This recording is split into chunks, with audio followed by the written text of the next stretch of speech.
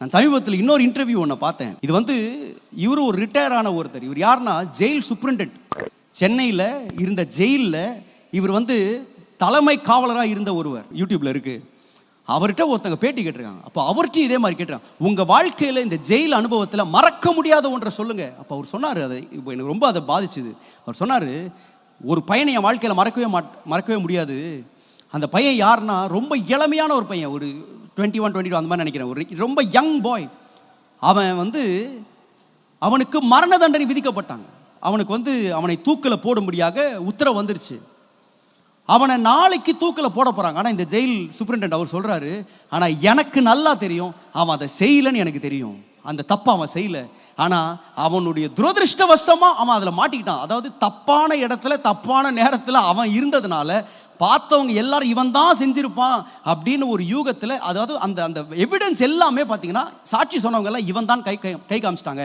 ஆனால் செஞ்சவன் யாரோ, ஆனால் இவன் எதேர்ச்சியாக அந்த இடத்துல இருந்ததுனால இவன் மாட்டிக்கிட்டான். ஆனால் இவன் கொலை பண்ணலை அப்படின்னு எனக்கே தெரியும்.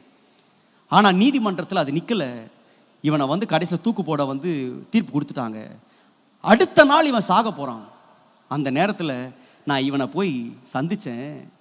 அவனுக்கு அந்த கடைசி சாப்பாடு, அவனுடைய அந்த ராத்திரி கடைசி சாப்பாடு அவன்கிட்ட கொடுத்துட்டு அவன்கிட்ட நான் பேசிகிட்டு இருக்கும்போது அவன் ஒன்றே என்கிட்ட சொன்னான், என்னால் மறக்க முடியல. அவர் சொன்னார், அந்த பையன் சொன்னானா, ஐயா இந்த உலகத்தில் யாருமே என்னை நம்பலையா.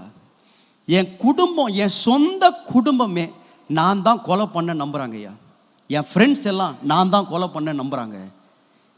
இந்த கோர்ட், இந்த நீதிமன்றம், ஜட்ஜு எல்லாருமே நான் தான் கொலை பண்ண நம்புறாங்க. இந்த பாதிக்கப்பட்ட குடும்பமும் நான் தான் கொலை பண்ண, என் மேலே அவ்வளோ மரண கொடூரமாக என்னை நடத்துகிறாங்க.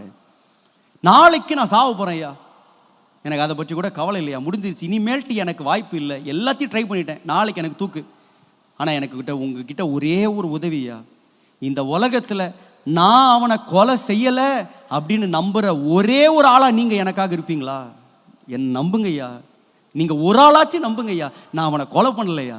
அவர் சொல்கிறாரு, எத்தனையோ ஆண்டுகள் ஆயிடுச்சு, என்னால் அந்த வார்த்தையை மறக்க முடியல, நீங்கள் ஒருவராச்சும் என்னை நம்புங்கய்யா, ஒருவராச்சும் என்னை நம்புங்கய்யா.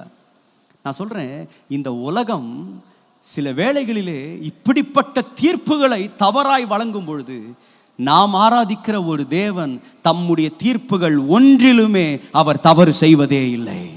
அவருடைய தீர்ப்புகள் எப்பொழுதும் சரியா இருக்கிறது. He is the righteous judge. வேதம் தான் சொல்லுகிறது, அவர் நீதி உள்ள நியாயாதிபதி, அவர் சர்வலோகத்தின் நியாயாதிபதி, அவர் நீதி செய்யாதிருப்பாரோ?